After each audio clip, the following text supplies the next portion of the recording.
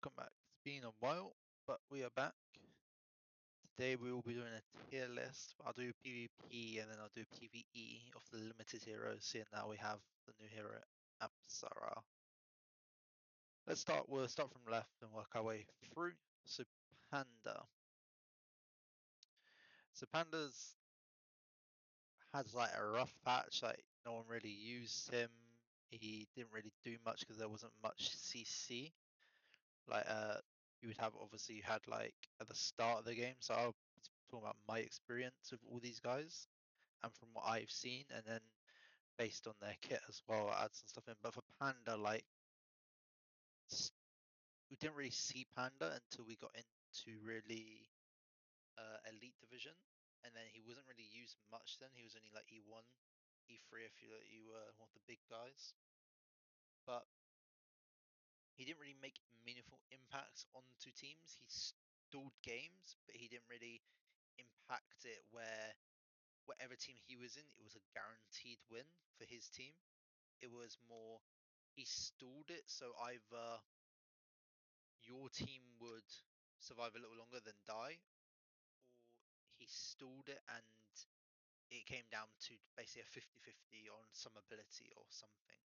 For me though, Panda is in this current meta, he's really good against certain teams, but he doesn't really impact that much. So he's good versus CC teams. So versus, for example, if he's versus a Villa who's not in the Pane CC team, he's very strong.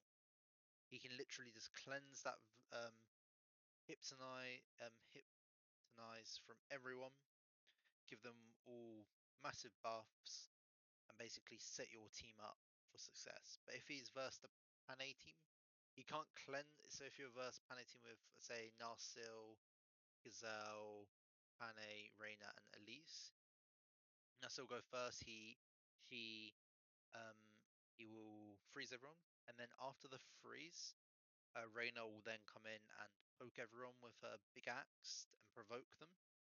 He can cleanse everything but the initial freeze. It's not as bad as it seems. Like, okay, so they're still CC'd.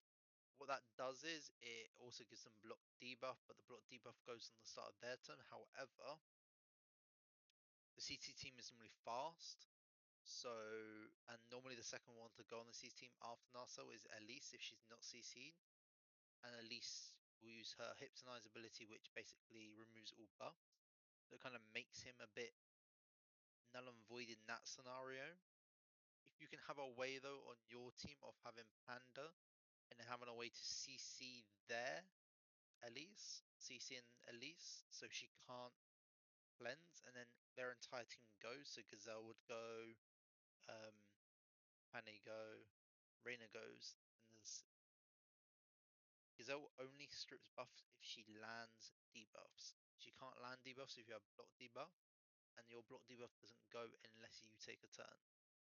So Panda is, in my opinion, he would work well in a certain team, but not every team um, he will work against. He does provide passive buffs as well, the shield every turn if you have his echo, stuff like that. But for me, Panda would be, I'm putting him high C tier, and depending on where other people are placed, we will adjust. Santa.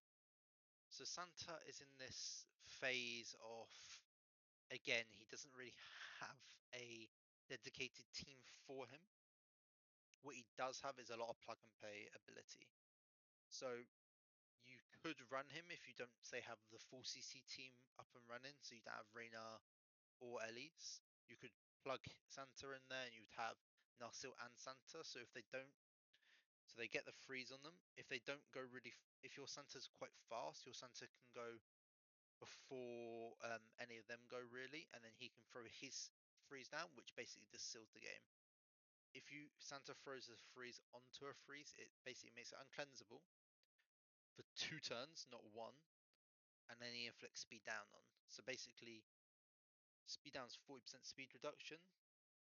So they're working at 60% speed, and then for 2 turns. But if he manages to CC 2 people, He reduces the cooldown of that skill by 1 if you have him at E2. If he CCs 4 people, he reduces that cooldown by 2. So it's an every 2-turn ability, which basically means the enemy team is just locked unless they can find a way to get block debuff or something on before Santa hits his second turn after, where he'll just freeze them. For me, Santa, though he doesn't go with, in a lot of teams, he is also really good if you pair him with you're going versus Marie. Marie, if you have Marie's Echo, her 0 and 1 star, it cleanses 1 CC. Say you have Gazelle Beatrix, not sorry, not Gazelle, Santa Beatrix or Santa Gazelle. That's 2 CCs. That means you'll cleanse one of them, but she'll still be CC'd. And it's only while she's in resonance state. So what that means is basically she will only cleanse one of them, so there's still 1 CC for her, which she won't be able to cleanse, so she'll miss her turn. Also very important, having the double CC is it's more likely, say Marie's with MJ, it's more likely that the MJ won't cleanse both debuffs on. So it'll slow down Marie getting her resonance. So Marie won't be in resonance, so she'll be CC'd, she'll take less turns, the team will take less turns, and it will slow her down a lot. And eventually, as soon as she drops out of her E2, where she only takes 1 damage from non-crit attacks, she'll just melt to Gazelle or anyone else in your team. So for me, Santa is definitely at the moment an A tier character. I would say before Gazelle came out, before Marie came out, before CC Team came out, he definitely was an S tier character. Very strong utility. His E3, basically stopping your character dying and healing them, very strong. Right, Beatrix. Not Beatrix. Jingle Bells.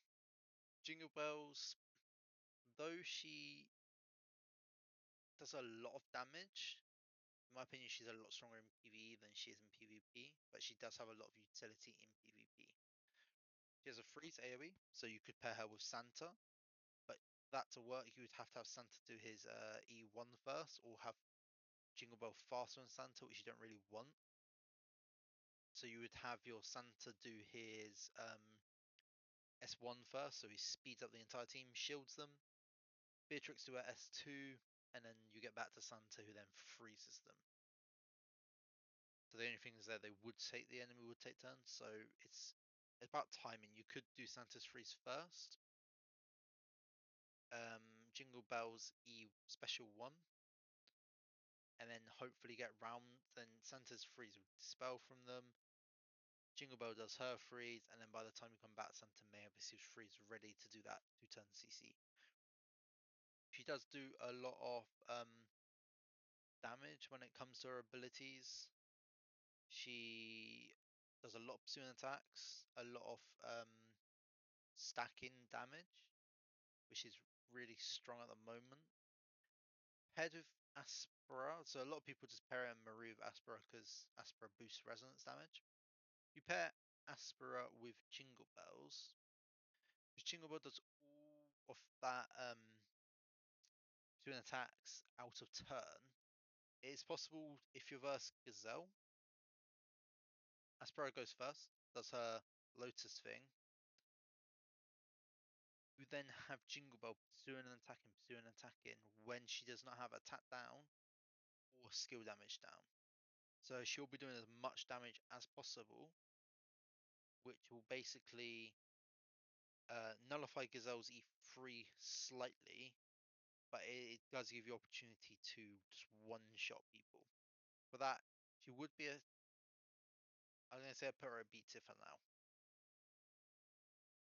Beatrix. So, Beatrix is one of those characters where versus Aspera, she makes your team useless for 4 turns. Well, for 4 turns.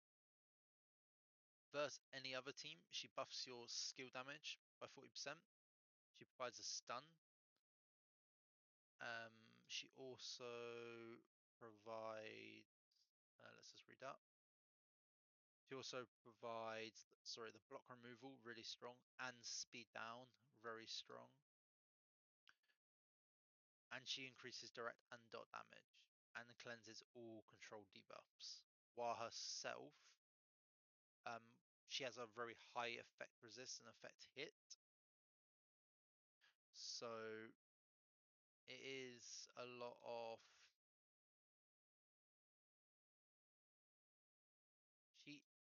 she's a very plug and play character. She can literally run in any single team. It's just what team do you run her in. If you run her versus Apsara, you're likely to lose that encounter, that battle. I would say she is like Santa with that plug and play viability. I would put Santa slightly ahead of her though, just slightly. Right, Little Jack PvP. We'll just make them at a D tier. Little Jack's not bad. He's not bad at all. But in PvP, he falls off a little bit. So he has a couple of abilities. He has Limp Body first of all, which reduces attack of the enemy by 5% for 2 turns, up to 8 layers, so you can get up to 40%. However, you have to inflict Candy Bomb onto them, and if I remember how Candy Bomb is dealt, that's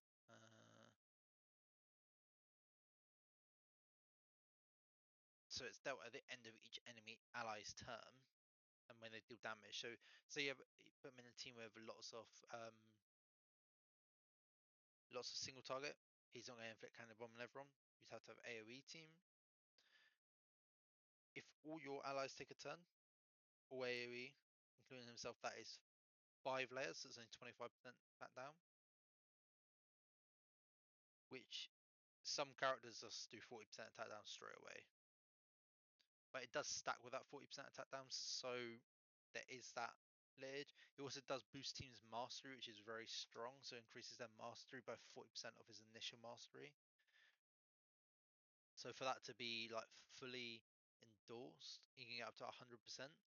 So you would need 100, 200, and then you would need 250%. So 250% initial mastery on him, which is very doable. But again, he doesn't really have a home. A lot of these characters don't really have a home at the moment in PvP. There's basically better other characters who are non-limited who fill the spots what they would fill. So he's going to be a D tier for now. Right, Marie is very strong. I'm putting at A tier though.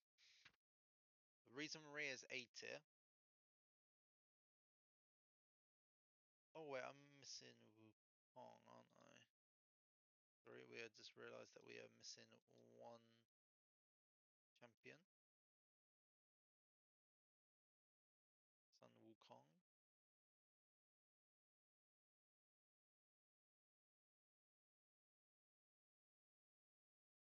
Add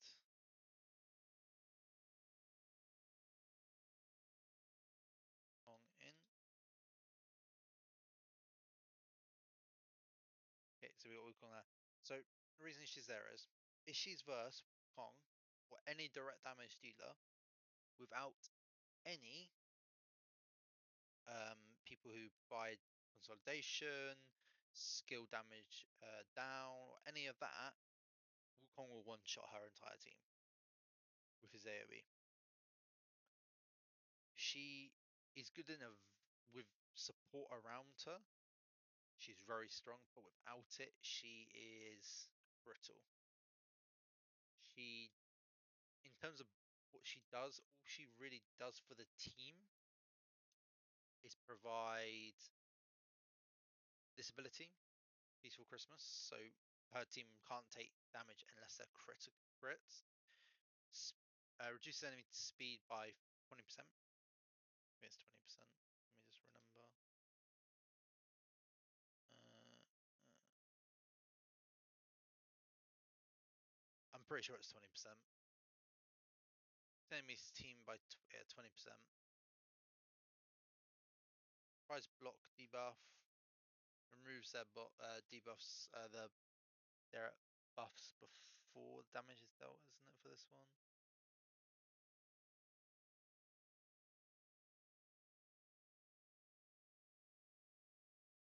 One of these removed buffs. Maybe I'm misreading.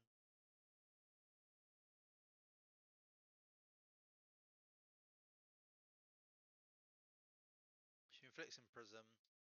She gives the Bone Chill, which is 100% to the best thing, and she has Pursuing Attack. But there's nothing here, like pretty much every other limited in the game.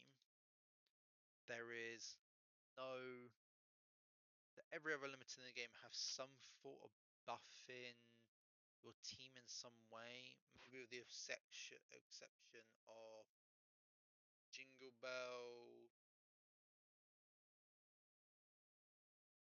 and Hanye and Wukong to some extent. Everyone else has some way of buffing your team.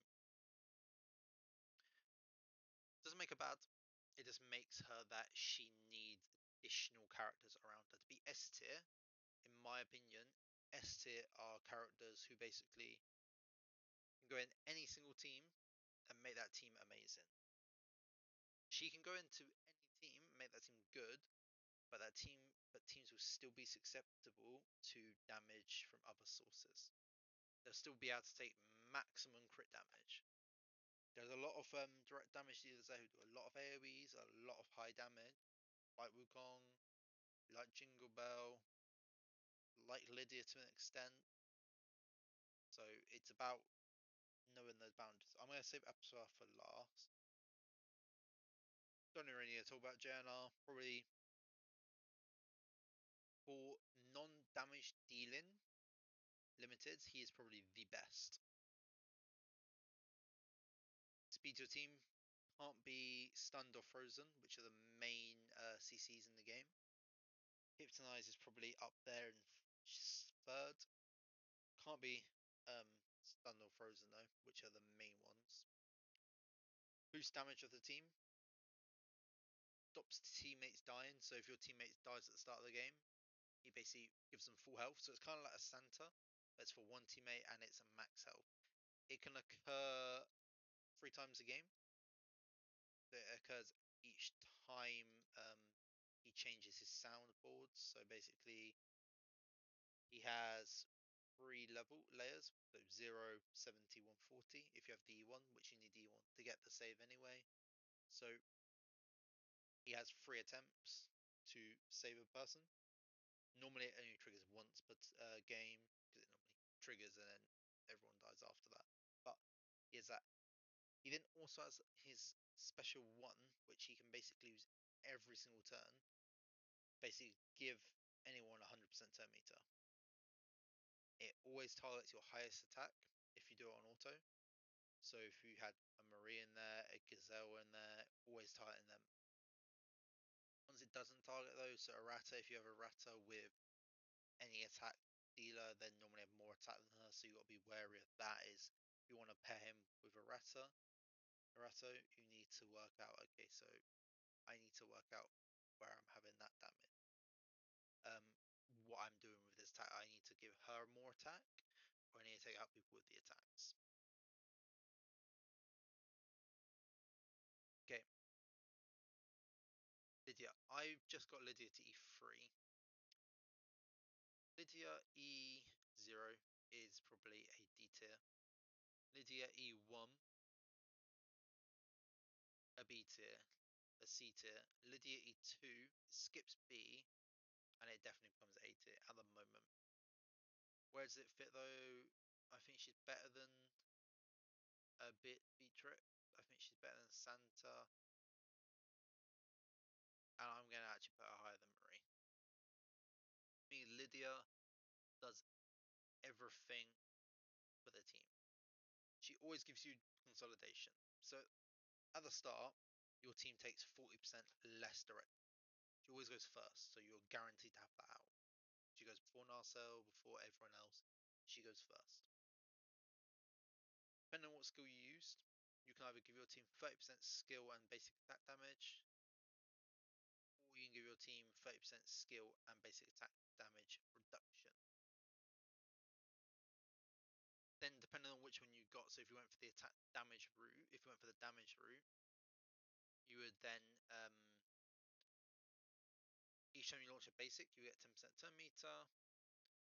And if you went for the other route, each time you take damage from basic or skill, you steal a buff from them. If they don't have a buff, you inflict Flowing Rainbow on them. When they have 2 or more stats of Flowing Rainbow, whenever she does her steal and attack, or does her special 2, she inflicts imprison on them, which is a really good debuff. It basically sets their they can't gain turn meter, and they can't use skills, any skills. So if you had this say on a ratio, your team goes below 30%, your ratio can't do the brr for them. The ratio does have in her kit, I think the first time it would happen, she cleanses all debuffs. Okay.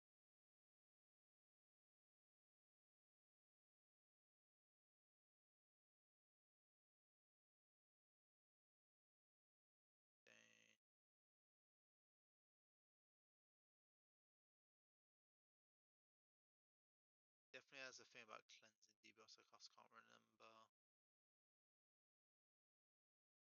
Yeah.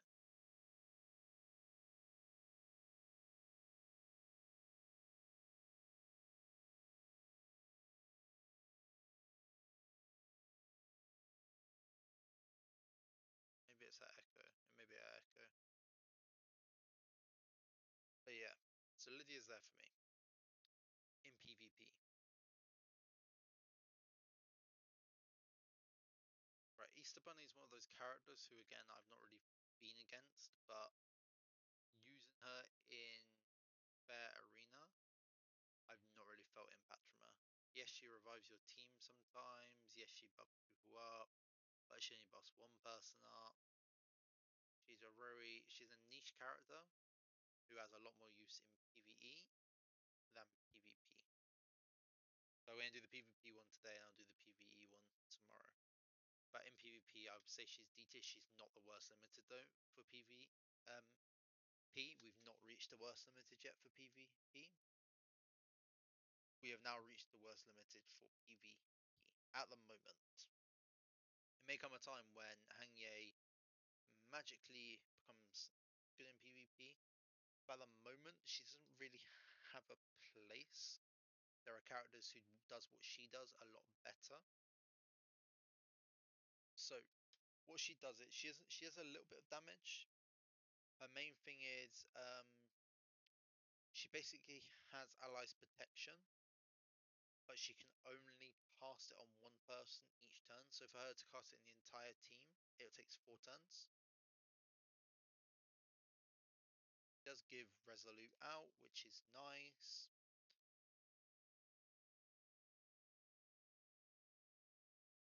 She gives out shields as well, I believe. I've not really used her, so I'm just going off what I'm reading.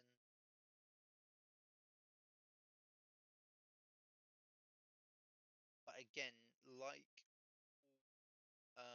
some of the others, she doesn't grant that passive skill damage reduction. Yes, she is taking less damage. Yeah, your team's taking less damage, and she takes less dot and direct damage reduction. So the damage gets mitigated quite a lot. There are just better people who do what she does, who are not limited. So like Marviella, Fraud, they serve a little better. They're more versatile than Hengye, and they aren't even um, limited. So for me, she at the moment she is a solid D tier. Could add E tier in, and we'll leave D tier. D tier is fine. Gazelle is another one of those characters who doesn't need any talking about. At the moment, she is single-handedly the best character in the game. She can solo pretty much a lot of the content, a lot of teams. she is very hard to lock down. She's AoE stuns pretty much every turn. She reduces your attack and skill damage every turn. The people who do best against her are people who do basics and rely on HP. So someone like Adkins or Wukong do really strong against her, but they're the only exceptions. The HP burn teams do well, but they normally rely on skill damage. She's a very strong character. Her echo makes her even stronger. She can get a skill damage to like 100 and some percent, which basically just means you ignore pretty much every skill damage reduction, and you basically get a 25% bonus or something. So you start cleaving through. Now, for me, since the release of Aspera, Gazelle, Naruto has kind of been pushed down, in my opinion. I wouldn't say in PvP she's S tier anymore. I would put her at A tier. CC, she's extremely volatile too. The team she Marie team, she can't do anything verse because she does no direct damage. So verse Marie team is instant loss.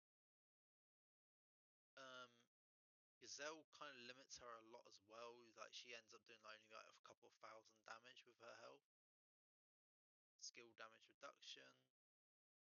Then if there's an MJ on the team as well, lowers the damage even more. What she does do though, she does boost the team a lot. She's a really strong character against certain other characters. She does amazingly. Versus Lance, she does get affected quite a lot because sometimes he does target her. She's not the worst.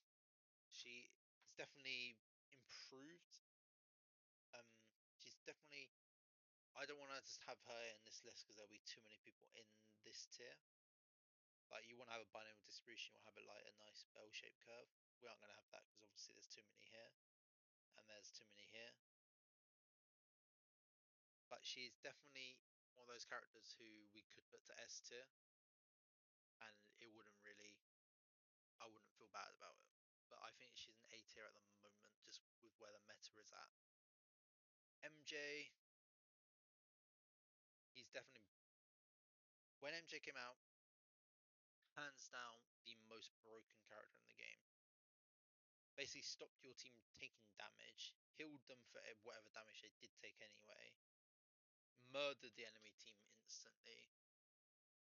His E1 was really strong with the cleansing 4 debuffs per ally per turn, which is ridiculous. Healing from it as well, 4 times per turn it could be triggered, which that's why it heals 4 debuffs per ally. So it triggers 4 times during each of his turn cycles. Each time it triggers, it removes a debuff.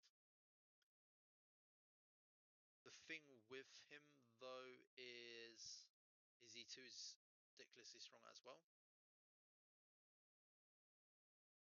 So his E2 basically means he casts his really strong defensive ability straight away, which basically reduces your team skill damage taken and basic damage taken by 75% with everything is factored in, which is the maximum you can then reduce it by if they have 0 skill damage.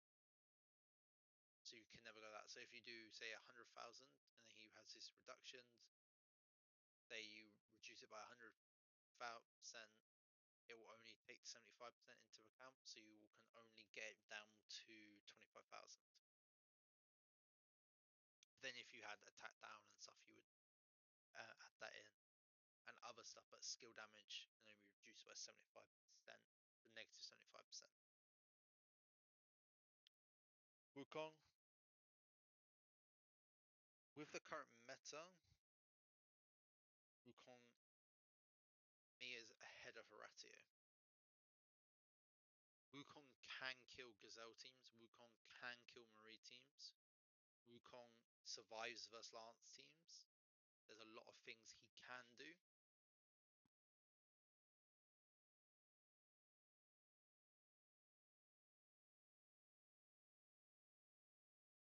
Sorry, my mic just went. There's not a lot of things he can't do. He's basically a really good all-rounder. He also cleanses debuffs. He has shield, which can't be removed, which is very important versus Gazelle. He provides tenacity and master resist, 200% for the first 3 times, then goes down to 150%, which is actually a very strong. It does a lot of damage reduction. Then we get to our new character. For me, she's had minimal impact into PvP at the moment. She counts her count as Beatrix. She supports Marie or anyone with attack. Basically anyone with the highest attack, or does resonance. Removes their controls, boosts the team up.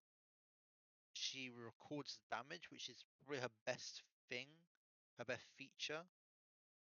However, let's say we put her into a poison team in that team, or into a team that only does dot damage and it goes versus a Marie team. She's going to do nothing that entire game. So there's pros to her, there are a couple of cons. She's not the best. I will put her ahead of Jingle Bell actually. But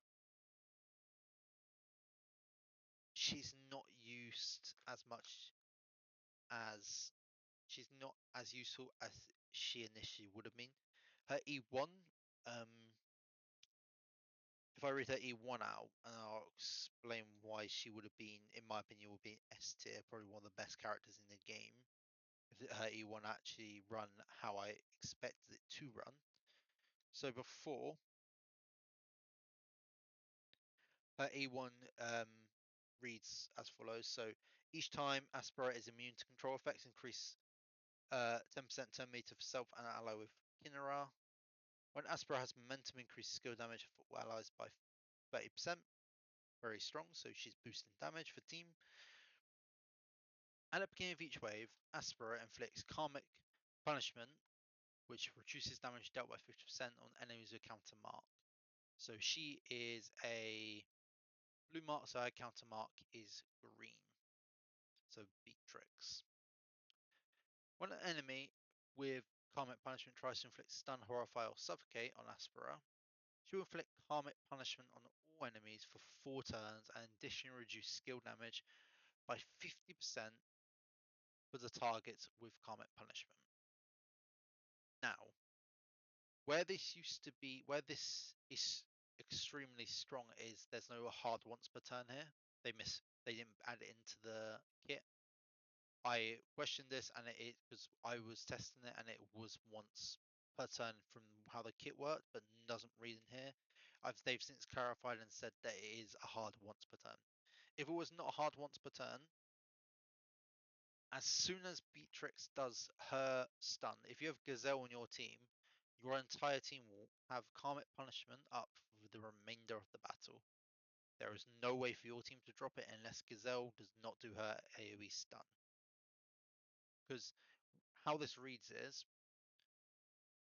if a person with Karmic Punishment, it doesn't say an enemy with Karmic Punishment who is countermarked, it just says an enemy with Karmic Punishment tries to inflict stun, horrify, or suffocate. So that means how it's worded, it means that Gazelle would be included in that list. So if Gazelle inflicts stun, horrify, or suffocate, she triggers Karmic and it just spreads like wildfire. Each time she does it, it spreads it again, spreads it again. So your team will have a constant doing half damage and then doing half skill damage on top of that. So if you do a skill ability, it basically 75% of your damage done. Basic would still be 50, but skill would basically do 75% if we're just looking at the raw numbers, what she is doing there. She makes it so you do 75% less damage on skill abilities if you have 0% initial skill damage and there's no other reductions. Which sounds amazing. But again, that's only verse. The only characters this actually affects really for stun, Beatrix, Horrify. You have Frank, you have Zhao Ming. And then for Suffocate, I don't even remember if I found one with Suffocate.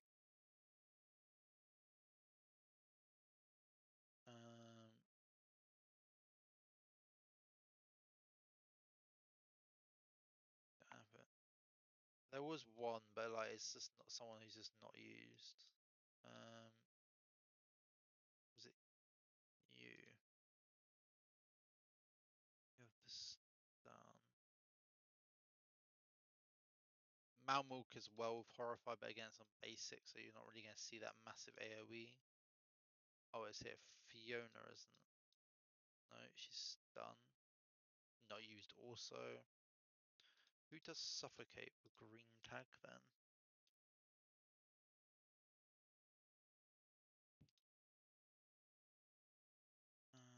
I swear it's not Maeve. She just does the Slumber. Do Entwined, which is done. Honestly, I have no idea which character does Suffocate for Green Mark. Not gonna lie, it's not the most important thing. It's never gonna come up. The only character she really counters at the end of the day is Beatrix. So out of your 25 battles, you're pretty much guaranteed one battle win if you have your Aspera versus Beatrix. So it's a guaranteed one battle win. No matter who she with, it's a guaranteed pretty much. Because the enemy team can't output anything at the start and you can just run through them. But again, that's if you can run through them. If you can't run through them, then after 4 turns, this debuff goes, they're back to doing their damage again. That's why she's a B tier in my opinion, and that's why actually I will put her behind Jingle Bell. She is coded to counter one limited hero, and she encounters that limited hero for 4 turns. Once that 4 turns are up, she no longer counters that limited hero, and it's like basically normal battle after that. So this would be my tier list. So I'll upload this today, and this will be uploaded to day, which is Wednesday, and then Thursday I'll have another one for PvE, and then on Friday we'll have our pool in pools. Thank you for watching, and goodbye.